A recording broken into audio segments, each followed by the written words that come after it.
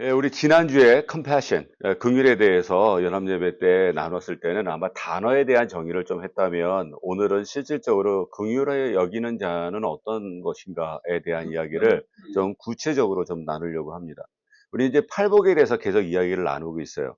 근데 심령이 가난한 자, 그리고 애통한 자, 또 온유한 자, 의에 줄이고 목마른 자, 이 모든 이 네 가지의 어떤 팔복은 여기까지 는 하나님과 우리의 어떤 관계 안에서 있어요. 근데 이제 긍휼부터는 뭐냐면 내 자아가 무너지고 그다음에 내 안에서 채워지는 것이 있는데, 왜 무너졌다라는 것은 새로 리빌트가 있어야 되는데 채워지는 게 있고, 그 채워짐이 이제 밖으로 흘러간다라고 하는 전제를 가지고 있어요. 그러니까 첫 번째, 지금까지 우리가 나눴던 의에 줄이고 목마른 것까지는 내 안에서 일어나는 일이라면, 이제 긍휼부터는 나에서 시작된 것들이 어떻게 돼요? 이제 바깥으로 흘러가는 것. 이거에 대한 좀 빅 디퍼런스가 있습니다. 그래서 우리가 계속해서 이야기하는 게 뭐냐면, 팔복은 그리스도인이 됐으니까 이렇게 살아갑시다라는 얘기가 아니라 그리스도인이라는 사람들은 이러한 모습들로 되어져 갑니다라는 말이에요.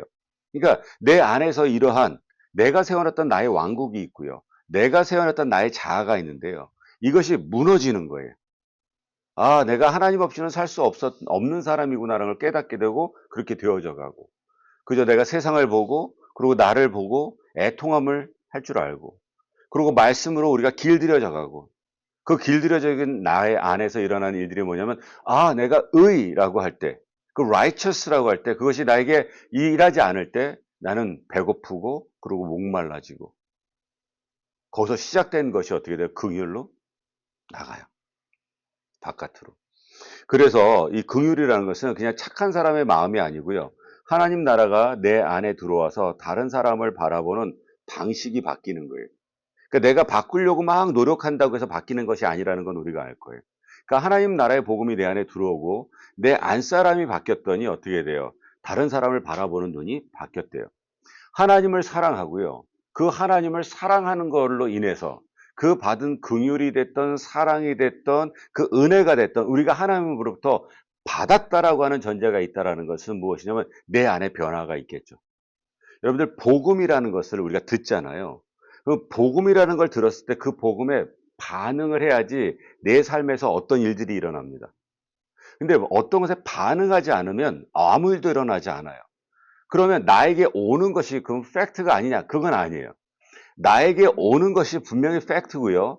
내가 그것을 받아들였어요. 그리고 받아들인 그것은 내 안에서 일을 해야 돼요. 제가 요새 아이들하고 풍성한 삶의 기초를 하면서도 계속 이야기 나누는 게 뭐냐면, 은혜는 하나님께서 주신 거예요. 그거는 뭐 하나님이 주신 말씀이잖아요. 믿음은 받아들이는 거예요. 풍성한 삶은 그걸 사용하는 거예요. 간단해요. 그래서 우리가 정말 하나님의 그 은혜를 받았고 그것을 내가 받아들였고 그리고 내가 그것을 사용할 줄 안다면 우리는 또 다른 차원의 그리스도인으로서 살아갈 수 있다라는 전제가 나옵니다. 근데 내가 왜 교회를 다니고 그리스도인이라고 하면서도 뭔가 내 안에서 일하지 않다, 뭔가 풍성함이 없다, 내 안에서 무엇인가 일하고 있지 않다라고 할 때는 뭐냐면 내가 그 받은 은혜라는 것을 사용하지 않아서 그래요. 그럼 목사님, 사용한다라는 게 뭡니까? 라고 물어본다 그러면, 우리가 받은 인스트럭션, 제일 인생을 살아가면서 제가 이제 나이가 어느 정도 됐더니 보니까 내가 어디로 가고 있는지, 그리고 내가 어떻게 가고 있는지를 알 때 제일 불안하지 않더라고요. 내가 어디를 향해 가고 어디로 가고 있고가 선명하고 분명하면 그렇게 두렵지 않아요. 그게 하다못해 운전을 하고 길을 갈 때도 마찬가지고요. 삶을 살아갈 때도 나는 내 목적지는 어디지? 그리고 내 목표점은 어디지? 나는 어떠한 전략으로 가야 되지? 그래서 나는 지금 무엇을 하지가 선명할수록 좀 괜찮더라고요. 예수를 믿어서 뭐가 제일 좋니? 그러면 그거예요. 목적을 알겠고요. 그 목적을 이루기 위한 목표를 알겠고요. 그 목표를 위해서 전략을 세울 수 있겠고요. 그 전략 가운데서 오늘 내가 해야 될 일을 알겠더라는 거예요. 여러분들, 우리가 목적과 목표를 자꾸만 헷갈려 해요. 인생에 있어서 가장 먼저 와야 될 거는 목표가 아니고요. 목적이에요. 왜라고 하는 명제예요. purpose가 먼저 와야 돼요. 그 목적을 이루기 위해서 우리는 목표라는 걸 세워요. 목표를 세워놓고 거기다 목적을 갖다 맞추는 게 아니고요. why라고 하는 것에서 what을 만들어내는 거예요. 그래서 이 목적은 변하지 않아요. 거의 인생 살면서 이 purpose라고 하는 건 왜 내가 살아야 되는지에 대해서는 변하지 않아요. 근데 이것을 어치브하기 위한 목표는 끊임없이 변할 수 있어요. 근데 목표만 세웠다고 다 끝나는 게 아니라는 거예요. 그 목표를 이룰 수 있는 스트래티지라고 하는 전략을 세울 수 있어야 돼요. 여기서부터는 우리 노력이 필요합니다. 그냥 세워지지 않습니다. 공부를 하나 하더라도요. 공부할 수 있는 내가 왜 공부를 해야 되는지, 그래서 나는 그 왜라는 그 목적을 이루기 위해서, 그래 나는 이거라고 하는 이런 학교로 갈 거야, 이런 공부를 할 거라는 목표가 세워지면요. 이 공부를 어떻게 해야 될지를 하는 전략을 세워야 돼요. 열심히 공부한다고 공부 다 잘하는 게 아니고요. 공부도 작전을 잘 짜야 돼요. 그리고 오늘 내가 뭐가 해야 될지를 정확히 알지 못하면 시험을 봐도 열심히는 하는데 점수도 안 나오고요. 인생도 똑같아요. 열심히는 살아요. 저는 대한민국 사람들처럼 열심히 사는 사람을 못 봤어요, 주위에서. 우리 정말 열심히 살아요. 밤이나 낮이나. 근데 대부분 나이 먹어서 제가 듣는 얘기는 뭐냐면, 그렇게 열심히 살았는데 왜 내 인생은 요 모양 요 꼴이네요. 그거를 본인도 모르는 걸 나한테 물어보면 내가 아나. 근데 여러분도 우리 좀 알지 않겠어요? 만약에 우리의 삶이 그렇다면 목적도 잘 몰라요. 왜 삽니까? 그럼 잘 몰라요. 목표는 뭡니까? 그것도 모른대요. 당연히 목적과 목표가 없는데 무슨 전략이 있겠어요. 그러니까 뭐냐면 앞이 깜깜한 거예요. 나이 먹어갈수록 불안한 거예요. 왜? 준비해 놓은 게 없거든. 그러니까 그냥 눈에 가시로 들어오는 건, 그래 파이낸셜적인 부분이라도 준비해 놓자. 일단 그거라도 하나 준비돼 있어야지 나중에 내가 정말 아쉬운 소리 안 하고 그러고 살지 않을까라는 것밖에 없는 거예요.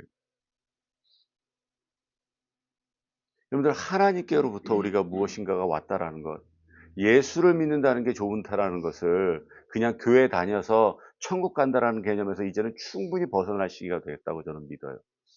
그래야지 긍휼이라는 말이 나왔을 때 그건 남의 이야기, 그건 좀 넉넉한 사람들이 남들 돕고 사는, 그리고 좀 넉넉해서 우리가 좀 착한 마음 품고 남 돕고 이런 거에서 벗어나서 긍휼 그랬었을 때, 아, 내가 받은 것이 긍휼이었구나.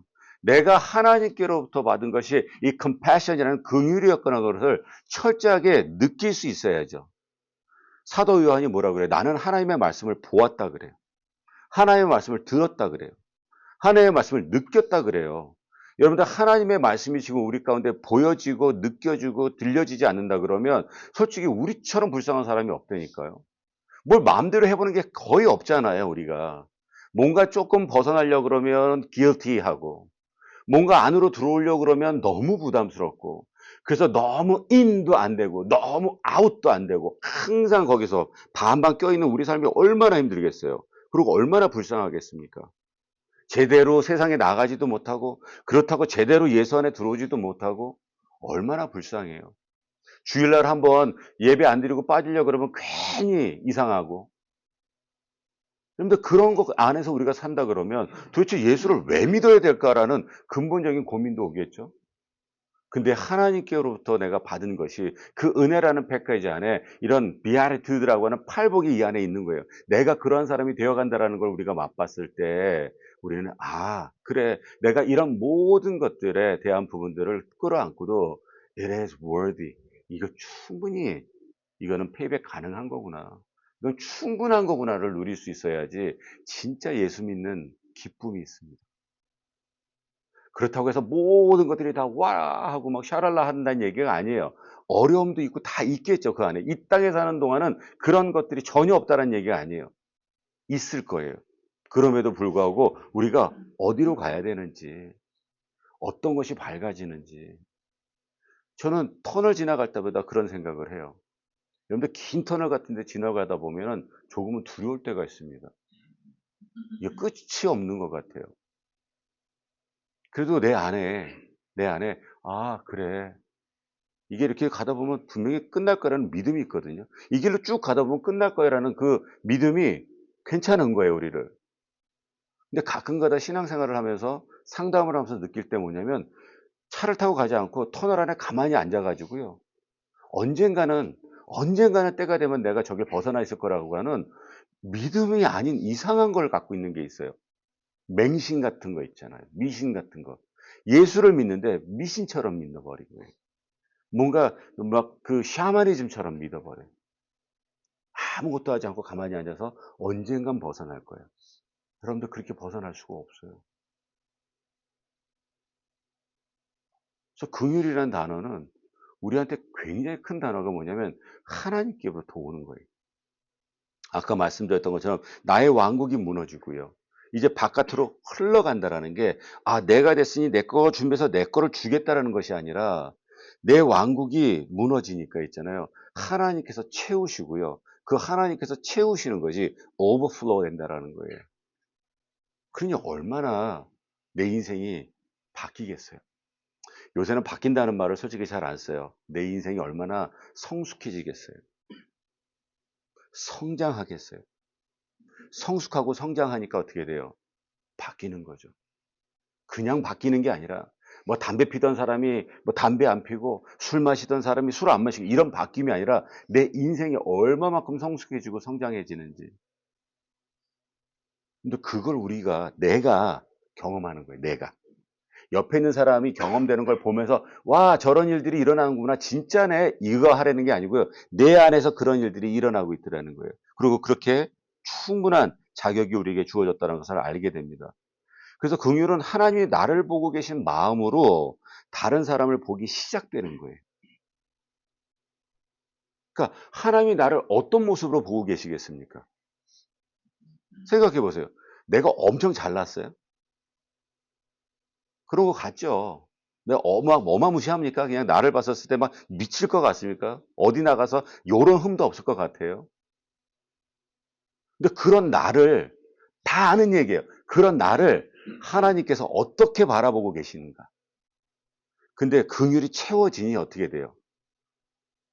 그럴 수 없었던 내가 그렇게 상대를 바라보기 시작하더라는 거예요. 그 눈으로 바라보게 되더라는 거예요. 그러니 놀라운 거죠. 그랬을 때 고백할 수 있죠. 하나님이 하셨습니다. 라고요. 내가 어떻게 해서든지 막 이 악물고 버티고 막 이게 아니라 그렇게 되어져 가는. 근데 뭘 깨달아야 돼요? 하나님이 도대체 나를 어떤 모습으로 봐주고 있는가? 내가 하고 있는 그거에 대해서 끊임없이 크리티사이즈를 하고 있는가? 아니면 도대체 나를 어떠한 모습으로 바라보고 계신가? 여러분들 그게 느껴져야 되고요. 봐져야 되고요. 들려야 됩니다. 그러니까 긍휼은 결론적으로 이거죠. 내가 하나님으로부터 얼마만큼의 긍휼을 받은 것을 아는 사람이 긍휼히 여길 수 있는 사람이 되는 거예요. 내가 얼마만큼을 받았나. 어때요? 가끔가다 기도할 때 그러지 않아요? 하나님한테 하나도 안 받은 것 같지 않아요? 뭐 저만 그런지 모르겠지만 어쩔 때는 그냥 악으로 깡으로 지금까지 버티면서 살아온 것 같아. 큰 도움 못 받은 것 같아. 그럴 때도 있어요.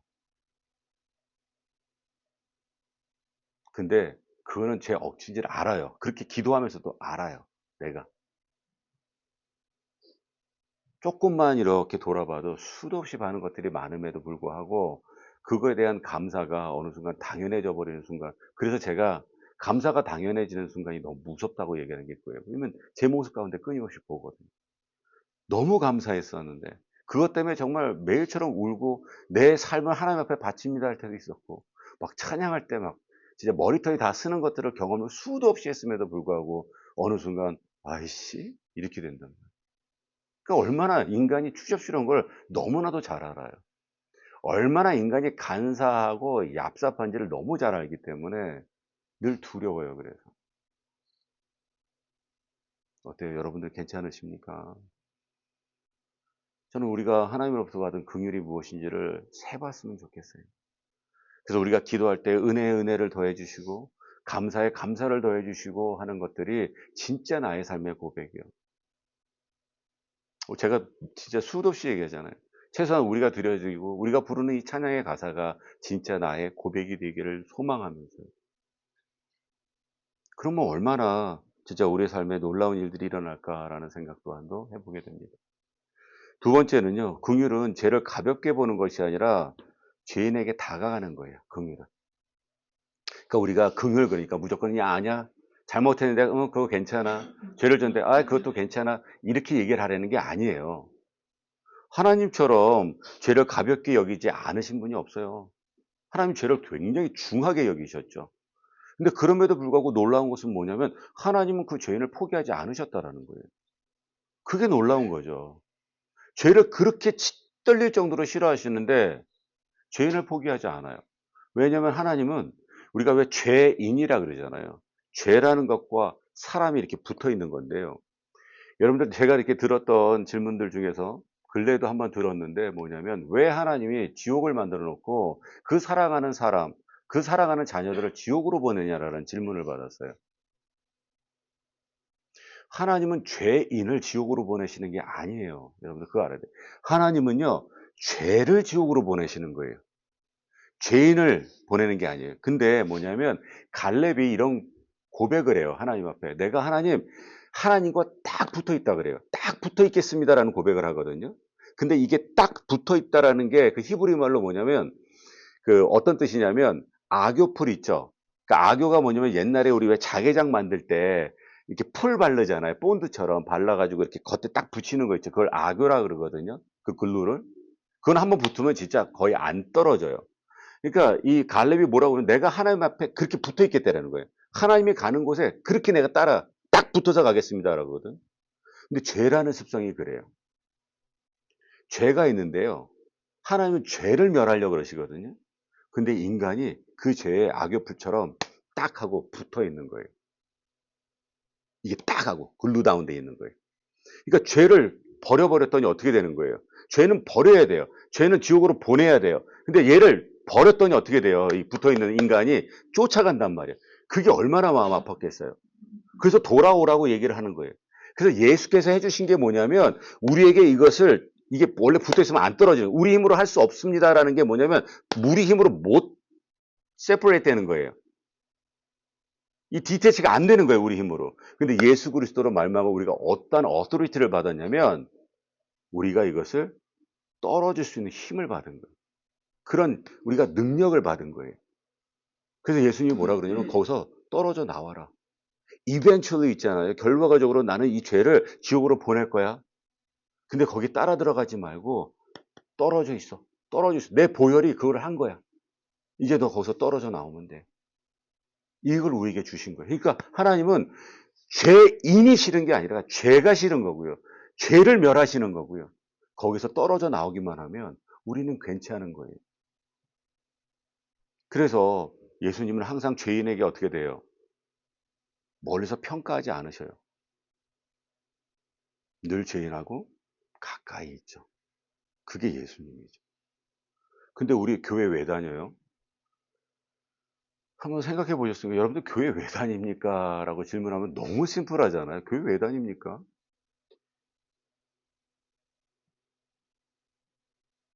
저는 그리스도인이 된 게 딴 게 아니라 그리고 조금 더 예수를 알아가면서 딴 게 아니라 제가 목사가 되고 교회를 이렇게 함께 공동체를 세우겠다고 한 게 딴 게 아니라 예수 닮아가는 거잖아요. 예수 쫓아가고 예수 닮아가려고 우리 교회 다니잖아요. 우리 목장하려고 교회 다녀요? 아니 저는 목사하려고 이렇게 교회를 세웠겠냐고요. 심심해서? 우리 가만히 생각해 교회 왜 다녀요? 예수 닮으려고요. 그게 우리 목적이잖아요. 그러면 예수 닮아야죠. 노력이라도 좀 해봐야죠. 여러분들 저는 뭐 evaluation이라는 분석이나 criticize라고 하는 비판이나 거기서 거기라고 생각을 해요. 결과물로는 결론적으로 이렇게 보고 검사하는 거예요. 뭐 병원 가면 examination이라고 얘기를 하잖아요. 뭐 진찰하고 분석하고 비판하고 뭐 결과적으로는 다 속속들이 다 안에 보자는 얘기잖아요. 근데 뭐가 다른 거예요? 목적이 다른 거예요. 병원 가서 examination 하는 거는요. 너 오케이 너 여기 아프구나 너 병 걸렸어 막 이거 하려고 하는 게 아니고요. 뭐 하려고요? 낫게 해 주려고요. 치료해 주려고요. 그게 purpose예요. criticize하고 evaluation이 다른 게 뭐냐면 evaluation은요. 무엇을 고칠까에 대한 부분이라면 criticize는 뭐냐면 그냥 그 문제 파악을 하는 거죠. 그리고 거기에 대한 것에 대한 페널티를 물어버리는 거죠. 목적이 다른 거예요. 모양은 비슷할 수 있지만은요, 목적 자체가 달라요. 하나님이 우리를 사랑하고 긍휼하고 하는 그 목적 자체가 뭐냐면 우리는 하나님의 자녀가 되었다라는 근거를 갖고 있어요. 그래서 사랑하는, 이거는 관계 때문에 사랑하는 거죠. 우리가 엄청나게 뭘 잘해서 사랑하는 게 아니에요. 그래서 세 번째가 뭐냐면 긍휼한 사람은 내가 긍휼히 여길게, 이거는 조건부가 아니에요. 네가 남을 긍휼하게 잘해주면 내가 더 긍휼하게 여겨줄게라는 컨디션이 아니란 말이에요. 긍휼을 받아본 사람이 긍휼 아래 누릴 수 있는 사람들이 긍휼을 할 수 있습니다라는 얘기라는 거예요. 내가 누군가한테 긍휼한 마음이 간다라는 얘기는 뭐냐면 그 사인이 내가 하나님으로부터 이걸 받고 있구나라는 사인이에요. 그래서 내가 누구를 긍휼히 여길 수 있다는 건 되게 좋은 거예요. 왜? 내가 하나님으로부터 이걸 받고 있다는 것을 내가 realize, 내가 알고 있구나. 이걸 알고 있을 때 여러분들 이게 얼마나 큰 건지 경험해 보신 분들은 알 거예요. 진짜 그 안에 평안도 있고요. 그 안에 뭐든지 다 있어요. 이 안에 패키지가. 나는 우리가 여기서 이제 우리 좀 있으면 한 3주만 있으면 우리 뭐예요? 18주년이잖아요. 18년 동안 같이 와 있잖아요, 여기까지. 18년 동안 같이 왔으면 그냥 같이 온 게 중요한 것이 아니라 여기 지금 이렇게까지 하면서 같이 18년 동안을 이제까지 왔다면 왜 이제까지 우리가 버티면서 왔느냐. 여러한 좋은 찬스도 많았을 거고 어려운 찬스도 많았을 텐데 그럼에도 불구하고 함께 여기까지 온 이유가 뭐냐. 그 목적을 향해서 왔잖아요. 그게 뭐예요? 정말 예수 닮은 사람들이 이곳 가운데서 우리의 삶을 통해서도 그렇고 우리의 자녀 세대 때도 드러날 수 있도록 하기 위해서요. 여러분들 우리 아이들 부자 만들려고 그러면 왜 이런 교회를 와요? 말이 안 되잖아요. 아니 우리 아이들 좋은 대학교 보내려면 왜 이런 교회를 와요? 뭐 교수들 많은 교회 그런 데 가서 좀 도움 좀 받아야지. 부자 되고 싶으면은 막 비즈니스 막 엄청나게 하는 그런 교회 가야지 뭐 하나라도 걷죠. 뭐 시집장가 가려 그러면 막 처녀들이 이빠이 있고 막 총각들이 이빠이 있고 막 이런 데 가야지. 얼마나 웃겼는지 알아요? BBS 하는데. 우리 교회 남자애들밖에 없잖아요. 금요일 날 여자애들 둘이 왔어. 애들이 와 가지고 이렇게 식탁에 앉아서 밥을 먹는 거예요, 두 명이. 너무 웃긴 게 시키지도 않았는데 의자를 어떻게 놨냐면 극장 의자 놓듯이 네 개를 똑똑똑똑 옆 사이드 바이 사이드 이렇게 놔둔 거야. 그리고 요렇게 앉아서 애들을 이렇게 보고 있는 거예요. 얼마나 웃긴지. 나는 애들이 그렇게 오랫동안 아무 소리도 안 하고 앉아 있는 걸 처음 봤어요. 너무나도 조용히 그 여자애들을 바라보고 있었어요, 이렇게. 그러니까 얼마나 마음속으로 미안했는지. 여러분들 마찬가지로 저기 초조총각 애들 있잖아요. 시집장가 가려면은 뭐 많잖아. 청년부 많은 데 가 갖고 있으면 되지. 근데 제가 질그릇 가정교회를 하면서 느끼는 게 뭐냐면 나는 쟤네들이 아직까지 이 교회를 부모의 교회라고 생각하는 줄 알았거든요. 그래서 그거를 좀 가르쳐 주고 싶었어요. 너네들 부모의 교회가 아니다라는 걸 가르쳐 주려고 그랬는데 그게 아니라 본인들이 알더라고요. 이제는 자기네들이 이끌어갈 교회라는 걸 아는 거예요. 그래서 참 감사했어요. 그러니까 이제는 시집장가 가는 게 목적이 아니고 이제는 이끌어가야 될 공동체라는 걸 아는 거죠. 그래 우리는 목적이 뭐냐는 거예요. 제가 아까 말씀드렸지만 저 잘하는 게 별로 없어요. 근데 이 교회를 세운 거는 뭐냐면 예수 닮게 하려고. 저는 어디 가서 저를 소개할 때 뭐라고 소개하냐면 "당신은 뭐 하는 사람입니까?" 그러면 저는 "사람 살리는 사람입니다."라고 늘 소개를 하거든요. 그럼 뭐 "당신은 어떻게 사람을 살립니까?" 그러면 정체성을 찾아주고 그 찾은 정체성에 가치를 부여합니다.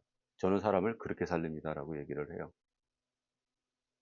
저는 제가 섬기는 토기장의 교회에서도 그거밖에 할 줄 몰라요.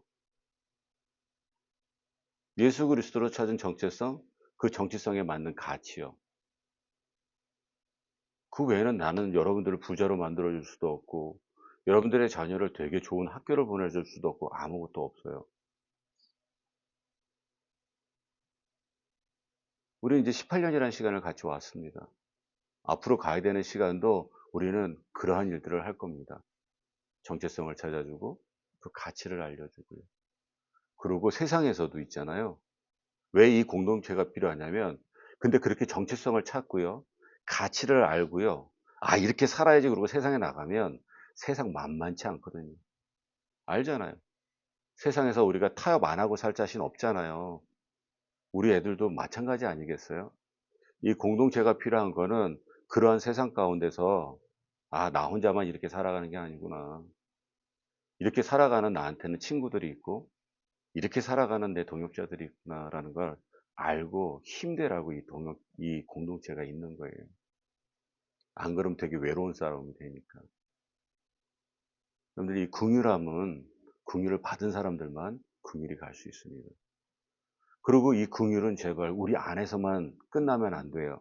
이 긍휼은 흘러가야 됩니다. 하나님이 원하시는 게 그거예요. 그리고 예수님께서 우리에게 보여주신 게 그거잖아요. 그 긍휼이 우리 안에 우리를 통해서 세상으로. 그래서 우리는 복의 통로로 쓰임 받을 수 있는 사람들. 그래서 복의 근원이고 축복의 통로로 이렇게 쓰임 받을 수 있는 그런 자격이 우리한테 부여졌는데 왜 그걸 사용하지 않습니까? 그걸 사용해야지 우리는 풍성한 삶을 누릴 수도 있는 거거든요.